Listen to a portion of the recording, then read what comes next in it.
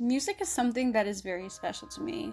So, naturally, the musical side of lost media is something I've always found particularly interesting. I mean, my first video on this channel was about my own music related mystery. A majority of lost music, I'd say, is from the 80s. It's kind of part of the whole aesthetic, but there was a lost song from the 2000s that took 4 years to be found. Early 2000s internet culture in itself is perplexing yet wonderfully nostalgic, and when you think about all of the incorrectly labeled songs on LimeWire, or that it was the first time virtually anyone could record their own song and share it with the world, you can imagine there's a lot of lost musical history from that time frame. But in a world full of unsolved mysterious songs and blue chins, I wanted to share the story of a lost piece of music that got its bittersweet closure. Let's get into it. Obviously, there's always been lost songs, and ever since the internet started to become what it is today, people have tried to find things that are either completely unidentified or what they vaguely remember but don't know the title to. For example, the search for the mysterious song actually began in 2007. Yes, it's been going on for 15 years, but when it gained popularity thanks to Wang, it sprouted a whole new so-called genre of music, lostwave. The lostwave subreddit, I guess, was created in 2013, but their introduction to lostwave post was made in August of 2019, a month after Wang's video. The post details that it started due to the mysterious song and the at the time unidentified strangers by sinking ships. It's my hope this community can attract songs of the same caliber and be refreshing for people who want to hear something that isn't mainstream garbage. This launched various other searches and created a community of people who wanted to both solve mysteries and appreciate music. While the song we're going to be talking about was solved thanks to a lostwave user, it didn't originate from this subreddit. Let's start from the beginning. In May of 2020, while doing my usual r/tipofmytongue browsing, I came across a post of someone trying to identify this song.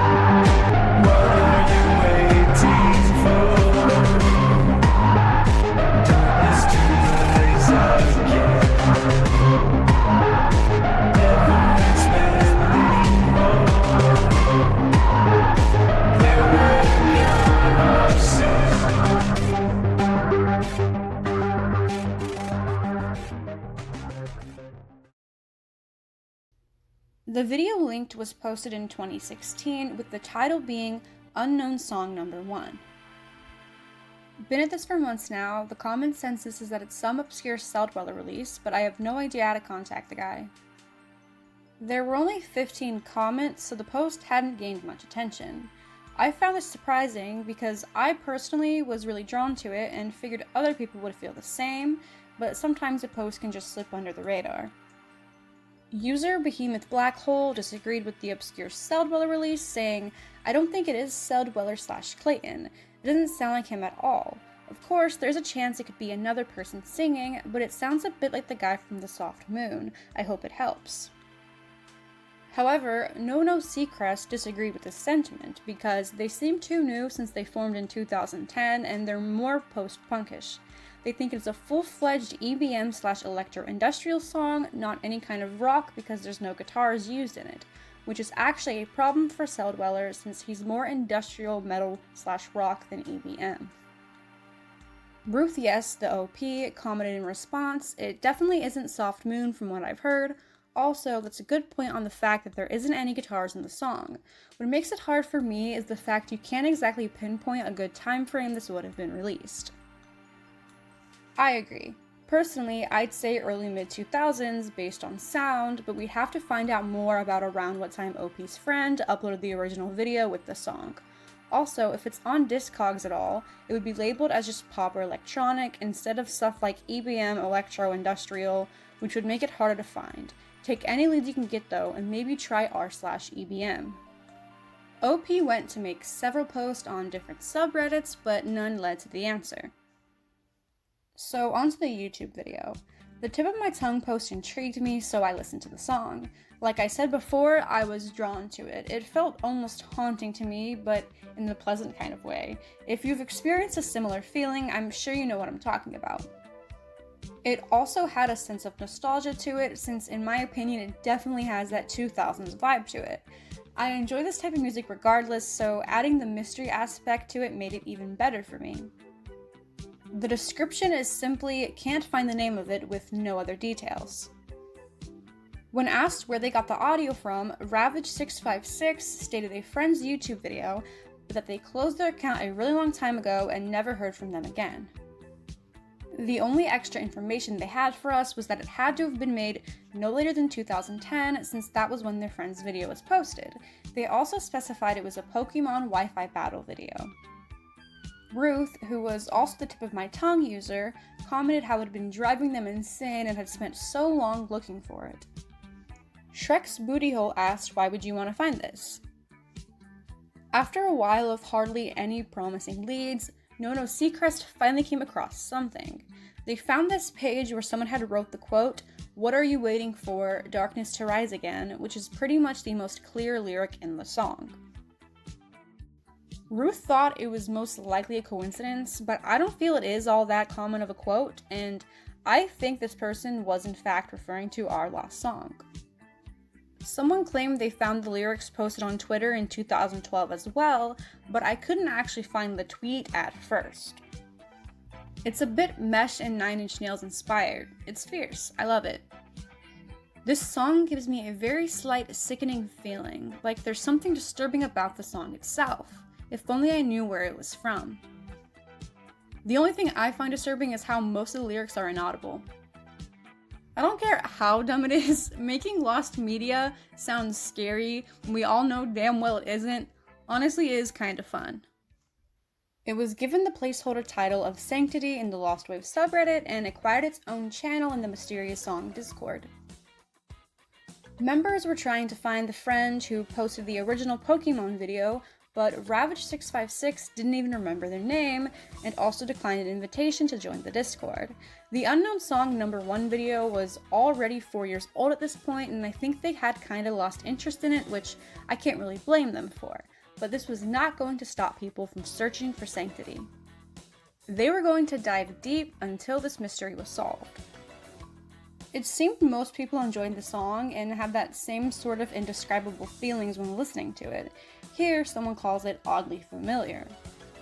The two main suggestions at first were it just being nothing more than copyright-free YouTube music.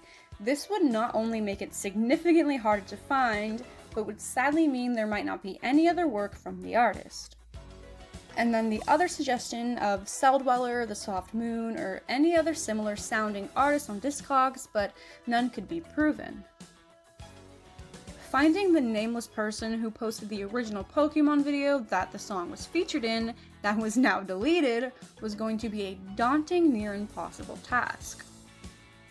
And no one could fully agree if it sounded like a 90s song or a 2000 song, if it was plausible it was a royalty-free track, or if there was no way. It seemed everyone was kind of running in circles and that every lead was a dead end. Remember the YouTube comment about the tweet that I couldn't find at first? Well, it turns out there's backstory to it. Oh, we found a guy who tweeted the exact lyrics in 2012, so close to solving it.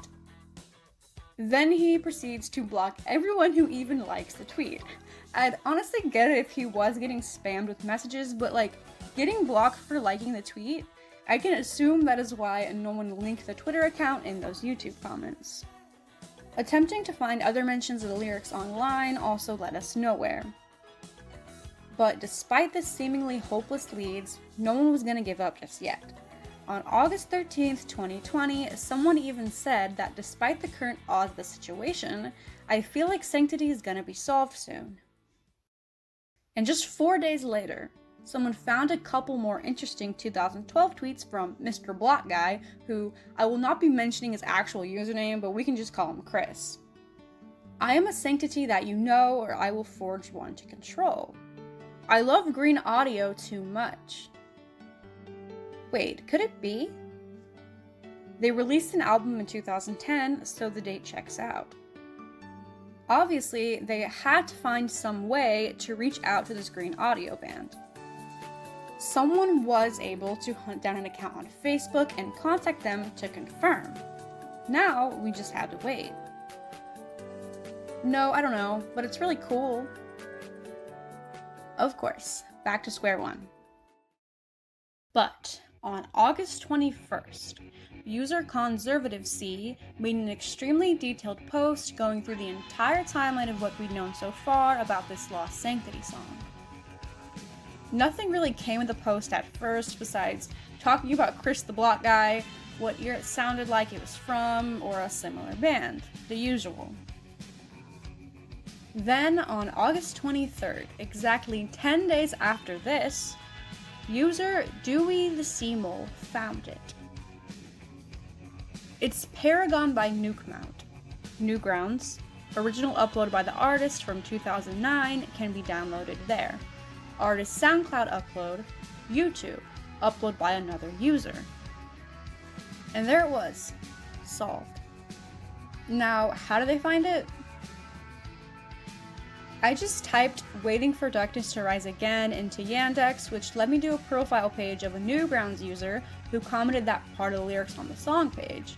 Unfortunately, I only remembered to do that after I already wasted hours searching Discogs for something that isn't even there. It was on Newgrounds the whole time, as well as YouTube, much like other solved mysteries. It's insane to think about how many answers to mysteries are just sitting on YouTube and we have no clue about. The mysterious song could be on this website for all we know. But not only was it just sitting there since 2009, there was even a Geometry Dash level for the song. It was also featured in this random video titled Gun War Contest Update, and the description straight up says Paragon Nukemout. And I found it mentioned on a Gaia Online forum from 2010 that was discussing bands similar to VNV Nation.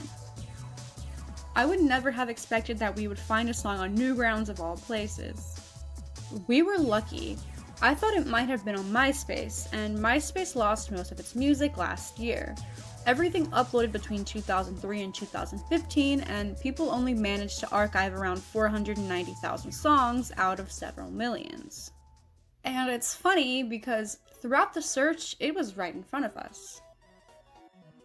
People kept saying how it sounded like a Newgrounds song, or this insanely specific but correct guess that the title would end up being the last line of the chorus. There would come of sin. It's just that no one knew Nukemout was saying Paragon of Sin. And Chris the Block Guy even made a tweet back in April 2012 saying nothing but Nukemout, but no one had come across it. The answer really was right under our noses. So, who is Nukemout? Thankfully, the copyright-free guesses were incorrect because Nukemout did create other work that you can all listen to on his SoundCloud. He posted Paragon on his SoundCloud back in 2015, ironically just a year before the Unknown Song #1 video, and in the description he stated it was written in 2008. I said in the beginning that this story ends with a bittersweet closure. Nukemout, or Aaron Newcomb, unfortunately passed away in 2019. His wife found the Reddit post of it being identified, which I'm really glad she did. This makes me so happy how popular this song has become. This is my late husband's work. He would be so happy to see everyone enjoying it as much as they are. I am really glad people are enjoying the songs. Paragon was made for me when I got my hearing aids. Since without them, I can't really hear bass sounds, he made this with heavy bass so I could enjoy it with the aids. I thought that was really sweet, and it's cool the song has that special meaning behind it. He was a creative musician and seemed to be a wonderful person.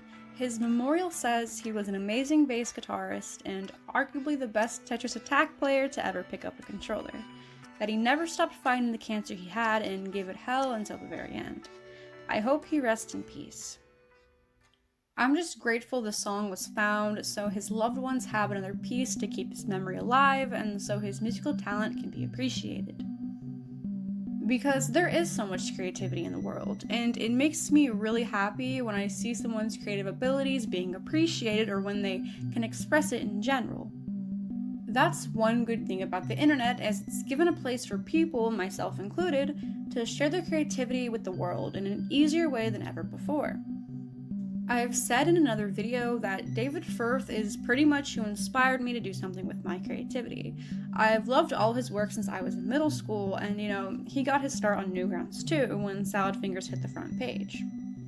That 2000s internet culture really is so significant, I suppose is the right word, and you miss it, or at least I know I miss the era of music like Nukemouts, Newgrounds, and any of the other Flash websites. It is the era I became a person after all, so it makes sense that it holds a special place for me.